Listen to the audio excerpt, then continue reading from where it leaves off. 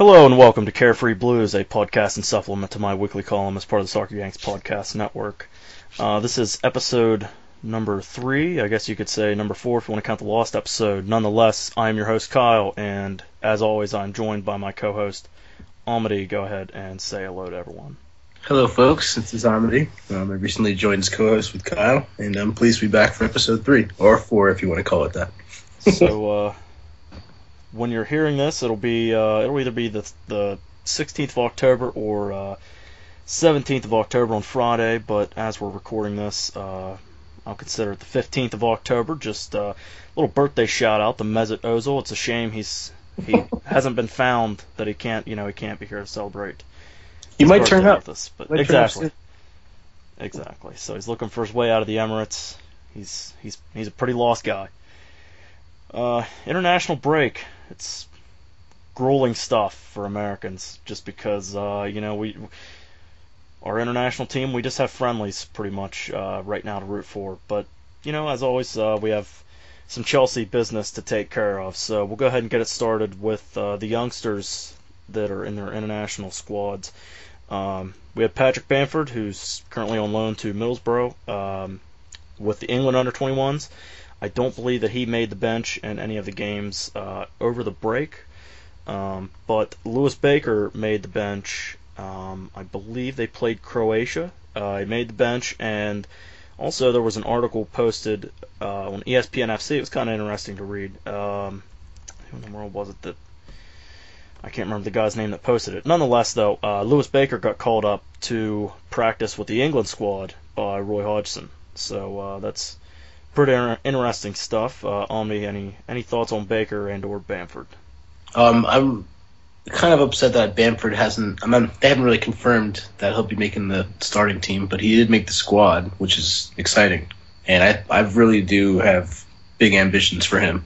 Not that I'm trying to put too much weight on his shoulders, but he's impressed, and what he's been doing for Middlesbrough has been impressive as well. I watched not a full one of their league games, but I watched them in the cup against actually Liverpool, I think it was, and he was impressive in that game. Actually drew the penalty and scored the game tying one, but they didn't end up winning that game. But Baker, I read actually I think the same article you were talking about from ESPN FC, right? Yes, Phil Lythell, I guess that's Phil Lythell, yeah. I read the same one. He's actually very promising. I think that's a good shout, to put a spotlight on him. But yeah, absolutely. And earlier in the year, Mourinho, he said something along the lines of that. I believe it was Baker, Solanke, and Izzy Brown, I believe, were the ones that if they haven't made an international cap within a few years, then Mourinho will have failed at his job. Oh yeah. He's got just as what I said before. He's got just the same ambitions as we obviously do. But I like that he's got an eye for that, and I think he's making a concerted effort to make the team A, more English, and B, more homegrown. Yeah, absolutely. Because I say this every podcast. It's beating the dead horse, but John Terry isn't getting any younger. Exactly. It's only a matter of time before he retires or moves on to different ventures. And Gary Cahill, he has been absolutely fantastic. So it's if a team throws out the right amount of money, Cahill's getting up there in age, but he's in his upper 20s. But if everyone has a price tag, regardless of how outrageous it may sound for some players, but a team may throw an offer out for Cahill. So I think it's good that Mourinho, like you said, he has an eye to make this team more homegrown and get more England guys in the squad, because that's a lot of other fans like to give us hell about that. But it's whatever though, because we have a good number of players. I think we had 4 guys for England's youth teams that featured. I don't remember the other 2 guys' names, but that featured Colquitt and one other guy. Ola Aina or something. Can't remember his name off the top of my head. But I don't know if you saw this. I'm sure you saw this, but U19s had this amazing team goal. In that 8, obviously they're playing Luxembourg, and it wasn't the stiffest competition, but they had this great goal. I think a Chelsea player was involved in the build-up, and it was good. It was good to see, and obviously what's his name, Loftus-Cheek. He was just taking the game by the scruff of the neck, and he had 2 in that match as well. But the Chelsea youth are definitely promising, and they were featuring rather heavily, both for England and for other teams. Absolutely. It's very, very exciting stuff to see. And next up, Nathan Aki, another first team-ish guy. I mean, he's made the bench, and I know that Omni's a huge fan of him. Yeah, I can't help it. Big fanboy over here. he was on the Netherlands under-21 squad. He scored 2 goals in their 5-4 loss to Portugal. The one was a penalty kick, fooled the goalie. The other one was it was pretty much a sitter on a corner kick. Guy hit an in-swinger, and it went over 4 or 5 guys' heads, and Ake just happened to be at the right place at the right time. Hey, goal's a goal, man. Exactly. You take him however you can get him. Exactly.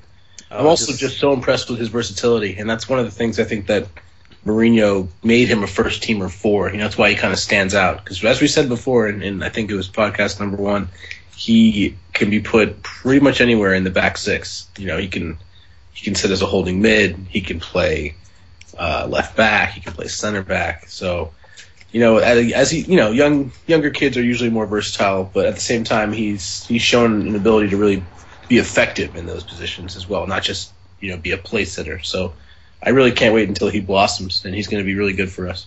Yeah, absolutely. Every time he plays, I think David Luiz-esque, except with more composure. That's the perfect description. Yeah, perhaps the hair has a little bit to do with it, but yeah. I mean David Luiz with more composure and even more versatile than Luiz was. Agreed. Lastly, the youngsters. Well, I guess you could say youngsters. Kurt Zouma in the France under-21 squad. Basically, just my thoughts on it. It's going to be tough for him to get playing time with France on their back line. I think the fact that he plays right back could help with Debuchy currently injured. I believe he's out for the next 3 months or so. Yep. So I think that his ability to play, he played right back a little bit in the preseason. I think that helps that, he'll be able to perhaps crack the senior team, but I mean, Varane, he is a beast. I would, every Chelsea fan, they would love to have him. Yeah. And Man City, I mentioned this, I think it was on the last podcast, that I feel that they struck gold with Mangala, and I think he's a rock in the back, and he helps out their back line. And another one it's not really talked about a whole lot right now, but sort of one for the future is Laporte from Athletic Bilbao. Oh yeah, he's very good. Yeah, and there was a rumor today that something along the lines of if France didn't give him a chance, then he would see if Spain would give him a shot. But that was more he said, she said. Oh yeah. Nothing. Yeah, so nothing confirmed on that. Not that really matters. He's not one of our players, but on to the Chelsea first teamers with their senior teams. I guess first we can start with the guys in the African Cup of Nations. I'll go with. I guess we'll go with Obi Mikel first. I believe he picked up an assist in their second game over break. I think Mikel, like we talked at the end of the last podcast, Mikel has a spot on this Chelsea team. A lot of people didn't agree with Mourinho keeping him after the transfer window, but he's provided for us. So yeah, he's one of those guys. He knows his job when he does it. Mourinho, when he calls on him to do his job, he gets in there, and honestly, he has a very one-track mind, and that's fine with me because it's one which is conservative. It's intelligent. It's not overly wasteful, but at the same time, he can provide. He can do those backheel assists as well, as Costa found out. So he's definitely someone we want around, and I'm very happy that he didn't head over. I mean, I heard some, and this is nothing really legitimate, but I heard some stuff about him going to Inter, or there being interest from other places in Italy because of his defensive capabilities. But funny enough, he plays as this, the the attacking center mid for Nigeria. So it's not impossible to imagine that he could be successful in that position. It's just that for Mourinho, that's just not the player he is. So I'm happy he's around, and I think that it's good that he's getting those kind of minutes for his country. Yeah, absolutely. And Kenneth Almiruo, he also made his appearance for the Nigerian squad. So that's always good stuff to see. And Victor Moses, he was held out due to injury. Yeah. From the Nigerian squad. It'll be interesting because I think I read something the other day where I don't know what stage. I should have looked this up beforehand, but I don't know what stage of the African Cup of Nations it is. But I read that some players like Obi Mikel and Salah could potentially miss time in January, I believe it is. Well, that's when. So the African Cup of Nations is the competition is in January, but right now they're trying to qualify. So it's like they're doing their group stage staggered, and then the whole month of January is, I guess, the head-to-head competition. But the same competition as you would have for the Euro or for any other continental or regional tournament. But the only difference is right now is when they have their qualifying. So like the international break, while USA is doing friendlies. CONCACAF is doing friendlies as well, but African Cup of Nations is doing qualifying, Euro is doing qualifying. So it's just the same kind of a schedule. Gotcha. Okay. This is sort of off topic. This just kind of popped up in my head. Maybe MLS, they should look at some African players to bring to the league, since people complain about them not being on with the World Cup schedule exactly. Maybe they're just on the African Cup of Nations schedule. Exactly. They timed their off season perfectly for the African Cup of Nations. But like you said, we're going to miss. Who are we going to miss? We're going to miss Mikel. We're going to miss. Not Omuero because he's at Middlesbrough, but I think he's the only one we're actually going to have on the team who, besides Salah, if they qualify, will be affected. Which I guess is a good thing, because I remember a couple of years ago, we used to miss Drogba, we used to miss Kalou, we'd miss Essien, we'd miss. Yeah. It was not good. So. Yeah, and I've, for the most part, I've been a fan of the African players that we've had on the squad. Same. So it is kind of upsetting to see that we're going to miss some of those guys in January. It's nice that Drogba isn't going to be missing. Granted, it kind of seems like he's been missing from the first team the whole season, but yeah, I know. He'll find his form eventually. Yeah, it's going to come good. Mourinho, he made the correct investment. A, the guys are free, and B, he can contribute in more ways than just on the field. Exactly. His experience is definitely an asset. So I'm not going to be upset about that. And I know that he'll come good in one game, and and we'll all be saying, oh yeah, Mourinho told you so. So. Exactly. So, and to round out the African Cup of Nations players, Mohamed Salah played for Egypt. They played Botswana twice, last Friday away and today at home. And Salah scored goals in both of those games.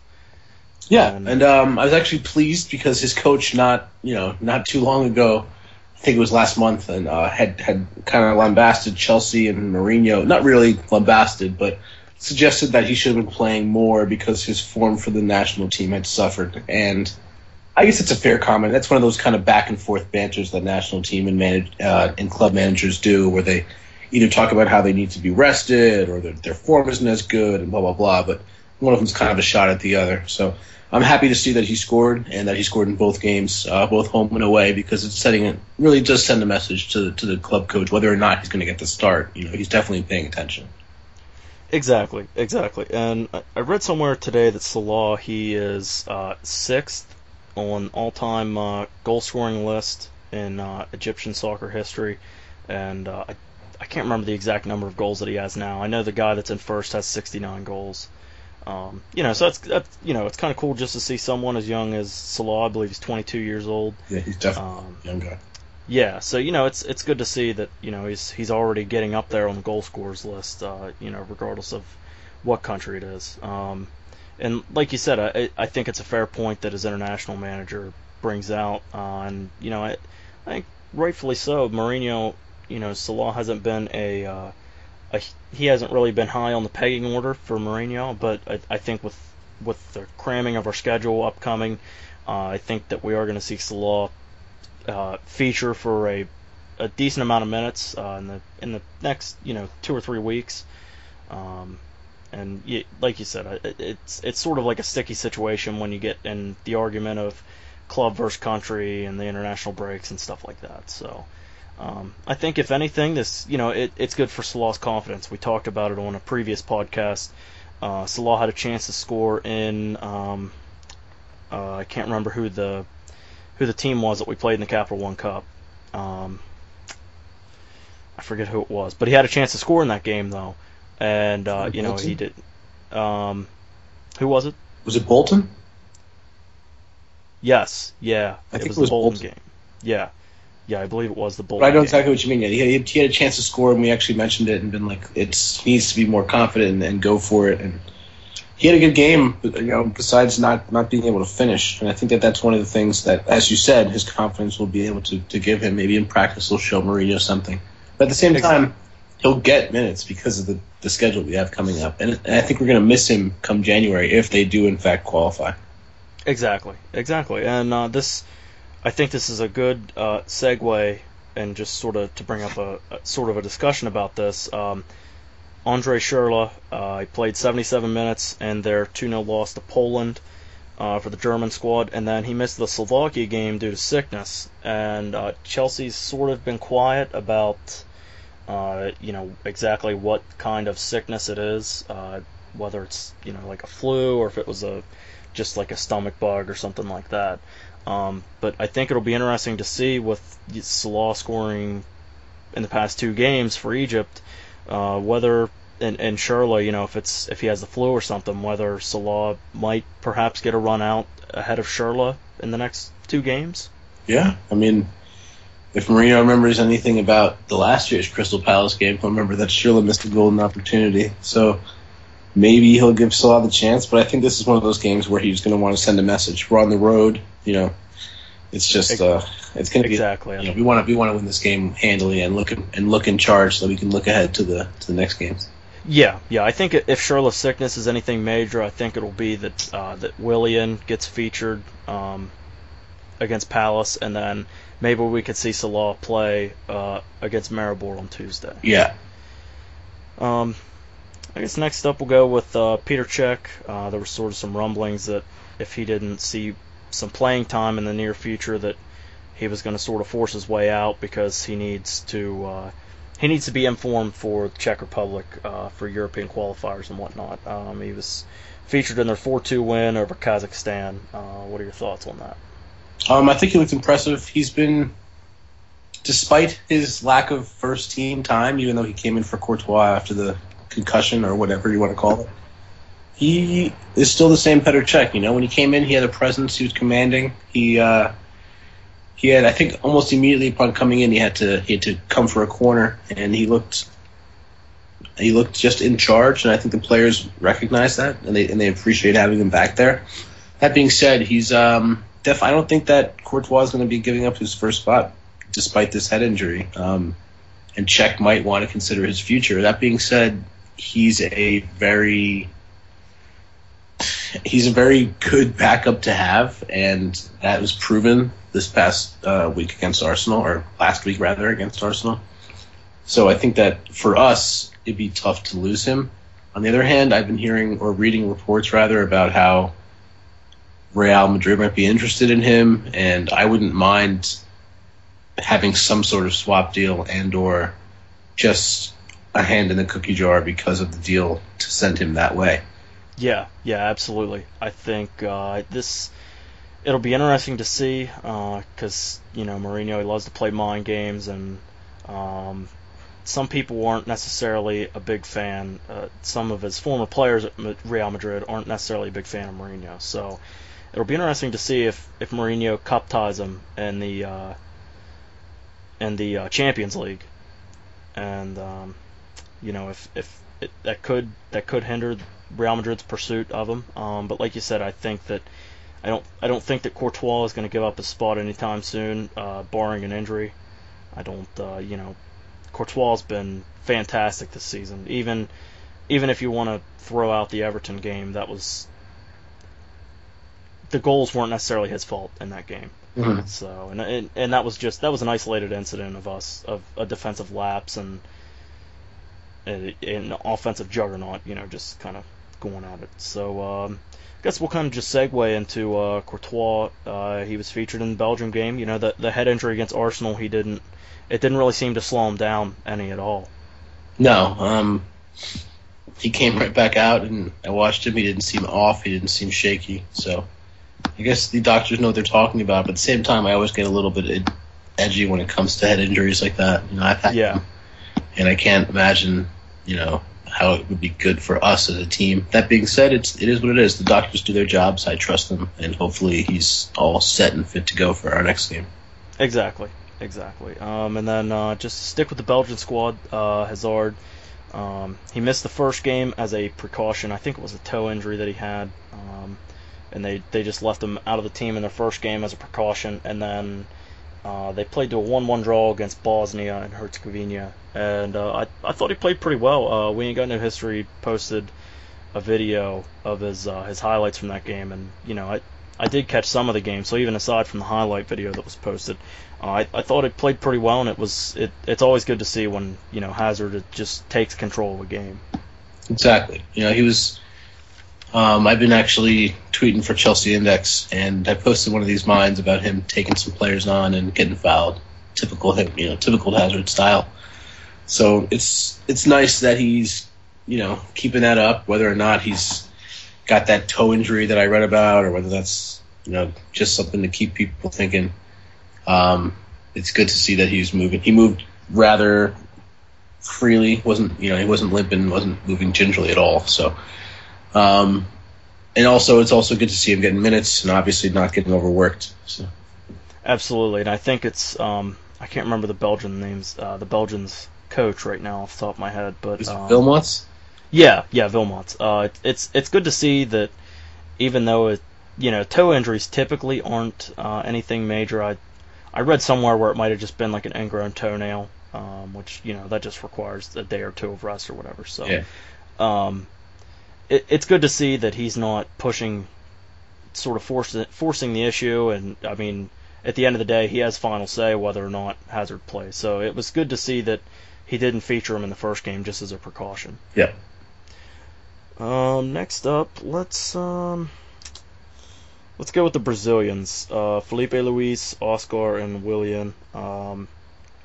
They played in Singapore, and they had a 4-0 win over Japan. Neymar, he doesn't like to let anyone else score. He decided he was going to score all four of those. Yeah.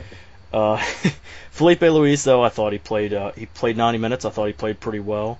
Yeah.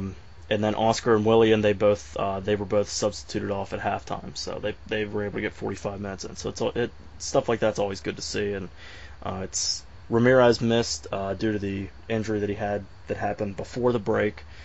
So he wasn't on the Brazilian squad during this international break. But, it's always good to see our Chelsea boys featuring in the Brazilian squad.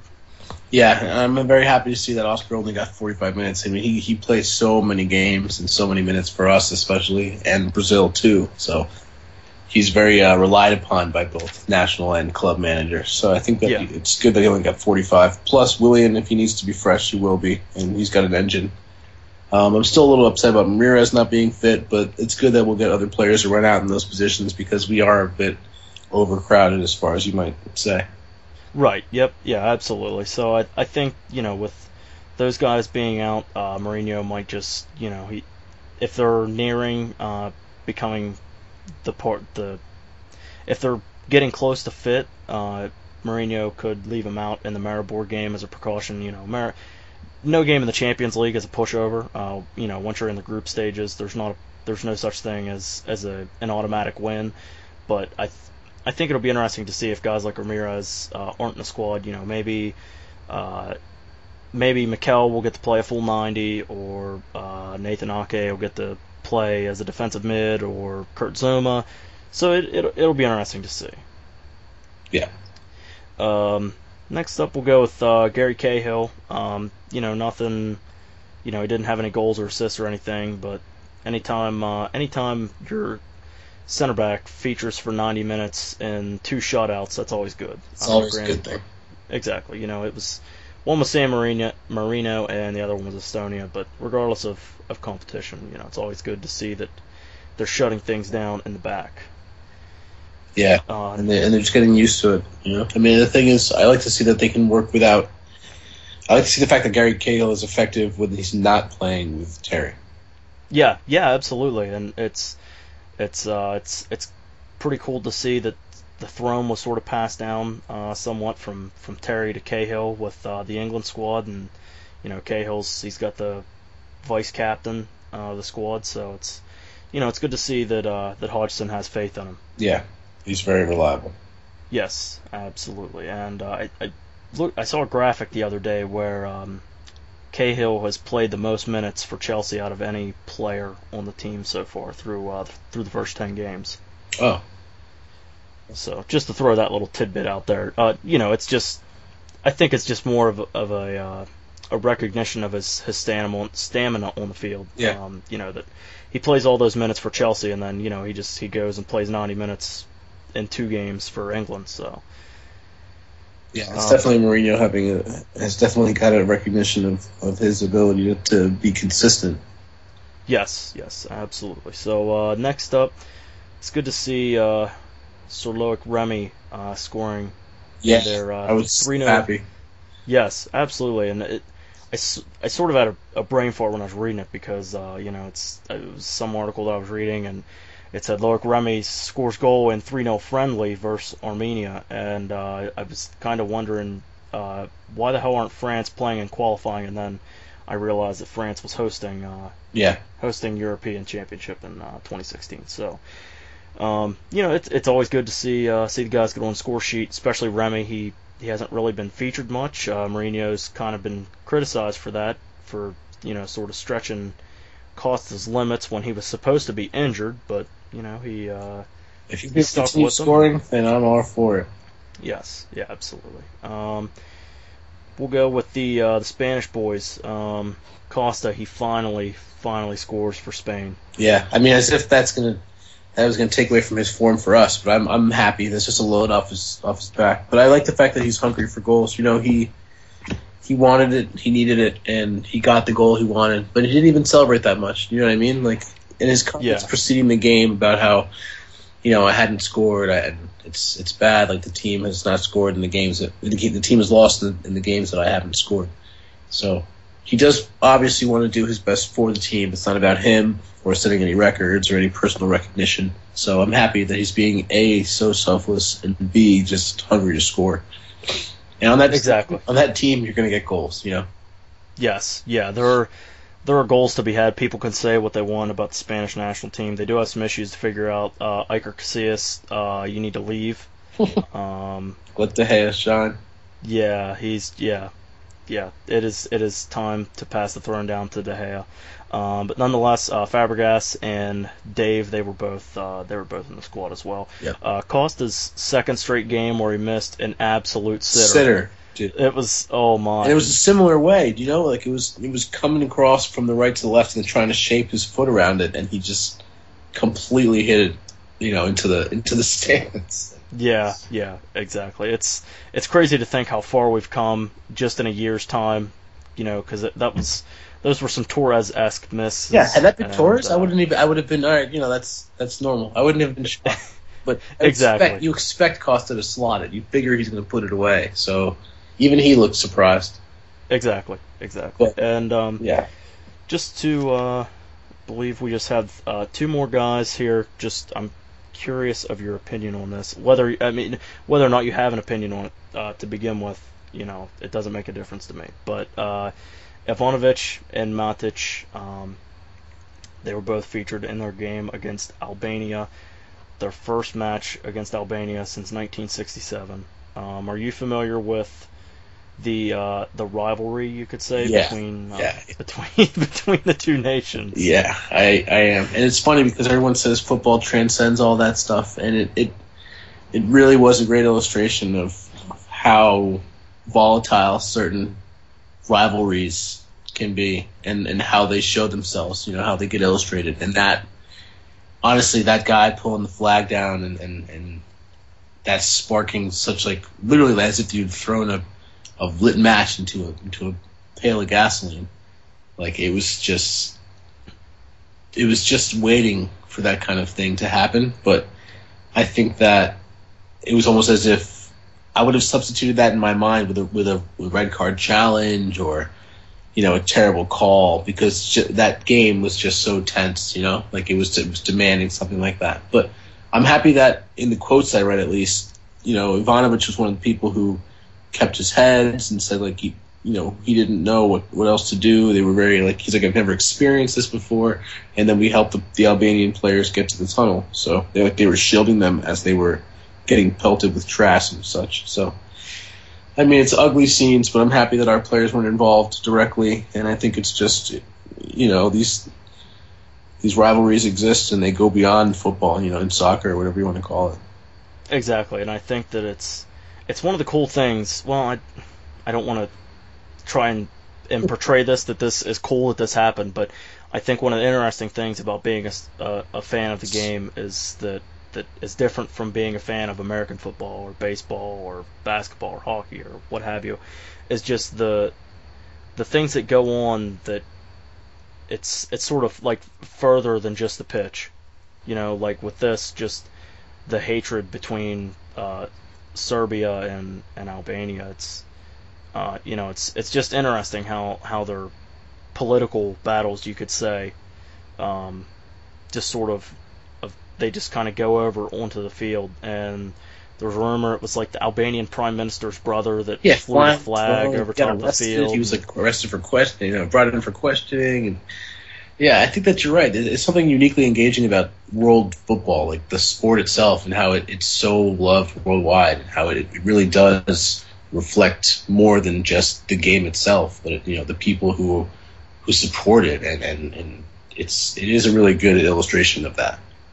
Exactly. And it's, some of the guys some of the Albanian players, they were saying how they feared for their lives. There were people that were, I don't know if they were like fireworks that were being shot off from the stands or what it was, that fans were setting off as the players were trying to get off the field. Yeah. And I know that Ivanovic was one of the players that was noted for shielding some of the Albanian players, so that if something came flying their way, that they would get hit. Yeah.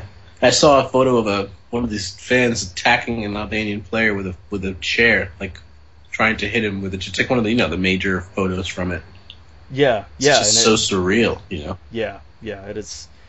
It's Clearly, we don't condone any of that, guys. Just the game should be played, and obviously, everybody has deep rivalries. Like, obviously, we just watched the derby last 2 weeks ago, and obviously, I'm not a very big Arsenal fan, but I would hope that everybody would understand that we don't promote that, and that there's no room for that in the sport.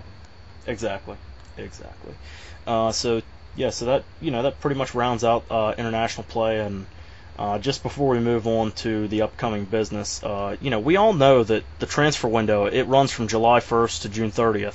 It's the transfer window is a year-round thing, and we ain't got no history. They kind of they coined the term silly season, and Paul Pogba, he is my man of silly season every time there's an international break and transfer talks come up. But today in silly season, the rumor is Cuadrado, who is he's with Ecuador, correct? Yes, he is. And plays in Serie A for Fiorentina. Right midfielder, right winger, whatever you would like to say. He is quite the beast on FIFA, but we're not here to talk FIFA. Amadi, do you have any insights or thoughts on that rumor? It was from don't remember the source, but apparently it's not. It's not. It's a news outlet, but it's not anything extremely major to sort of take with a grain of salt, pretty much. I don't know. I think the same thing as you. I think he's a great player, but a correction on that, he's a Colombian. Yeah, What am I thinking? Ecuadorian. I knew he played with James Rodriguez. Yeah, Colombia. And he's just a very, he's a very good player, and I'd love to have him on the team. I don't know if I can buy into that until I see something more.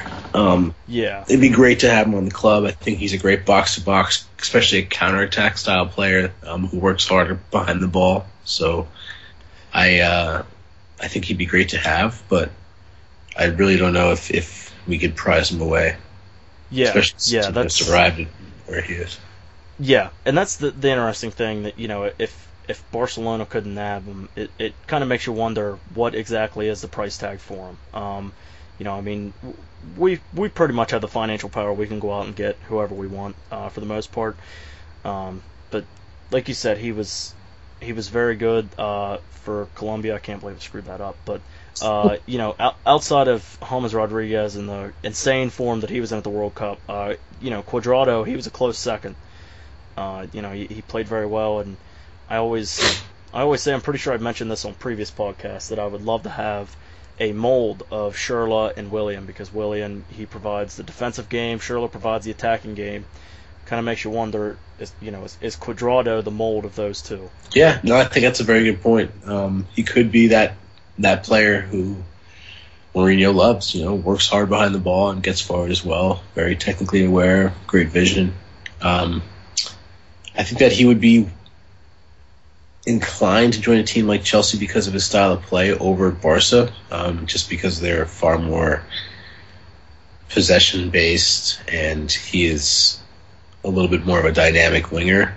Yeah, he is. Yeah, when you sort of think, like prototypical winger, that he's one of the guys that you sort of think of a player like Cuadrado that's very quick, can play offense and defense. And he uses, kind of like Hazard, he kind of uses his skill to beat guys one-on-one. Yeah, and I think his off-the-ball movement, that's one of the reasons James Rodriguez was so successful at this World Cup, is players like Cuadrado, and I think on his other right, Romero, who were willing to get forward and provide not just the ball or, not to give him assists or whatever, just to take space away so that players would have to occupy it and defend them. And I think their willing movement, and that's one of the things that I think goes unseen a lot, willing movement and movement off the ball, forcing other players to defend and free up space. He's one of those guys who works tirelessly, and that's why I think he's getting a good look by Chelsea.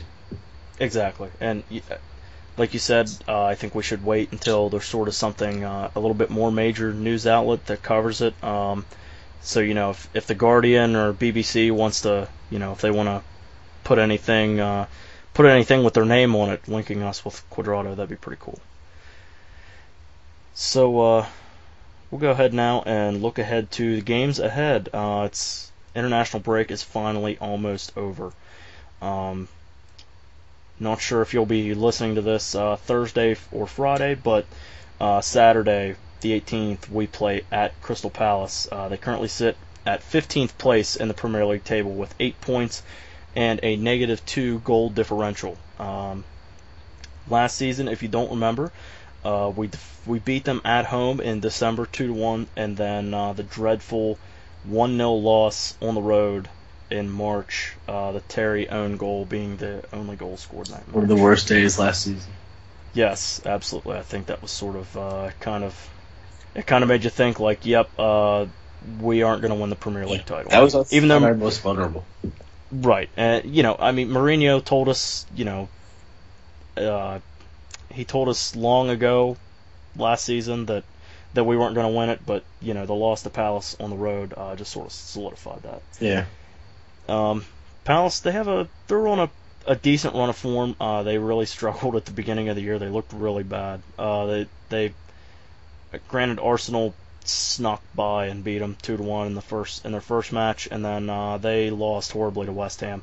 But they're currently coming off 2 draws to Newcastle and Burnley, and then they beat Everton 3-2 and Leicester 2-0, and then their last game before the break was a 2-0 loss to Hull City. I guess what I'd like to ask you, if you have any thoughts on potential lineup with Tuesday's game against Maribor in mind. I think that we'll go with a similar lineup, if not the same lineup as usual, with the exception of Oscar. I think he might give Oscar a rest and allow Cesc to play higher up and put Mikel with Matic in the middle. This is totally hypothetical. I just want to see it, frankly. In reality, I really think he'll just go the same as always. Matic and Fab holding right in front of them. Oscar on the left, Hazard on the right. Maybe Schürrle. He didn't really impress me with his start. I think he might go back to Willian. And, of course, Diego Costa up front. Back four unchanged. No injuries or real worries to go about. And Courtois backing it all up. Yeah, I think I would agree. Me and you, we usually like to sort of see Mourinho kind of mix it up, but yeah, I don't see it happening. I think he'll go with Willian out on the right, and aside from that, that'll probably be the only notable change. What's your prediction for this game? What do you see? How do you see this game playing out? All right. Well, I'm kind of, call me a worry word, but I'm kind of dreading this because we did lose there last year, and on the road this year has been where we've conceded the most. Even though we beat Burnley, conceded first to them, 3-1 win. At Everton, we conceded 3 goals. At City, we conceded the 1, and I think that we just have this trend with scoring, but also conceding on the road. And I think we need to improve upon our defending away from home.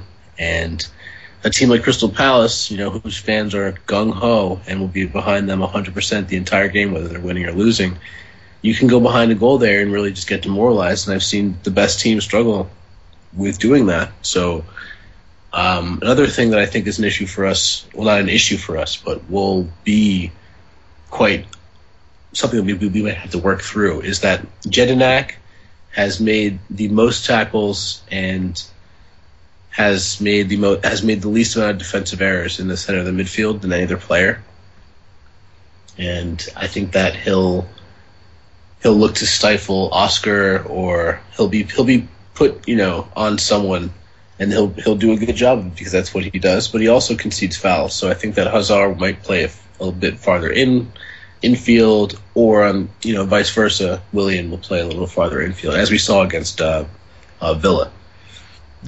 Yeah, I think like you noted, we could see the inverted wingers that we briefly mentioned at last podcast. Yeah. So I guess I'll just go ahead and ask, do you have a score prediction? I know Arsenal beat them 2-1, so I think we should be able to do that, if not better. But I want to keep a clean sheet, so I'm going to say 2-0. Okay, yeah. Granted, Arsenal's victory, it was at home. It was at the Emirates. Oh, okay. Just throwing that out there. But Palace they're a tough team to play at home. I think I could honestly say that it might be my favorite atmosphere to listen to. As far as when Chelsea goes on the road. Yeah. I think just the moment will forever be ingrained in my mind of all their fans singing "Glad All Over" and Chelsea just walking off the field last season after they lost. It was just, oh my god, just heartbreaking. Yeah, it really is. And I personally like the song to begin with, but just I think this is tough just because granted, Palace did they did have that embarrassing 3-1 loss at home against West Ham, but that was their second game of the year. They've kind of made strides to become a better team since then. They did lose 2-0 to Hull. I don't know. I wanted to believe that we're at least 2 goals better than them. Yeah. It's just the whole. It's not a matter of whether or not we're a better team. Obviously we are, but I think it's just the atmosphere is just kind of intimidating at Palace. But we're definitely scoring 2, at least. I'm gonna go with 2-1 win. I think we're gonna concede. I hate to say it, but no, I agree with you. That's been our trend on the road. So yeah. So, but we've had 3 straight shutouts dating back to or no, two or yeah, we've had three shutouts if you throw in the Champions League game. Yeah, exactly. We've had three straight. So and then the last game we'll look at before next week's podcast that we'll just sort of brief preview here is Tuesday the 21st. We play at home against Maribor. Maribor, like I've said earlier in the pod, there's not once you get in the group stage, there's no such thing as a pushover, and that was obvious with. I think that Sporting and Schalke didn't necessarily take Maribor seriously, and they paid the consequences. They both drew 1-1 to Maribor. Yeah, which set us up pretty nicely having won in Portugal. Yeah, absolutely. Yeah, it does. We didn't exactly do ourselves any favors with not being able to finish against Schalke, but Maribor definitely helped us out big time. If we can secure wins against Maribor in our next two Champions League games, which are both against Maribor, I think that that'll. I don't know if mathematically it solidifies us top of the group. No, I think it does. I think Mourinho said the same thing actually. He said if we win these next two matches, we'll be at 10 points, which essentially makes it impossible not to fall. Exactly. So perhaps that'll give a chance for the younger guys to get a run out in the fifth and sixth games in the Champions League. But I won't necessarily ask for a lineup just because we don't even know who the lineup will be Saturday. But just anyone that normally doesn't feature in the first team that you think will get a run out against Maribor. I'd love to see Ake get a start. I'd love to see Salah get the start too. And if not Ake, then Mikel. Yeah, I think it is. I think it's vital that I think that we need to see if Mikel can play 90, especially with this Ramirez injury. Exactly. And I would agree. I think. Another one. He'll play Felipe Luis just because he likes him from the Champions League. Yeah, that was my my next guy that I was going to go with is Luis. The good thing about this match, I think that we will see our fair share of normal first team players. We may see one or two guys that aren't normally featured in the first team. I think Luis will definitely be one of them. I think Salah or Ake could be the other one. But we have we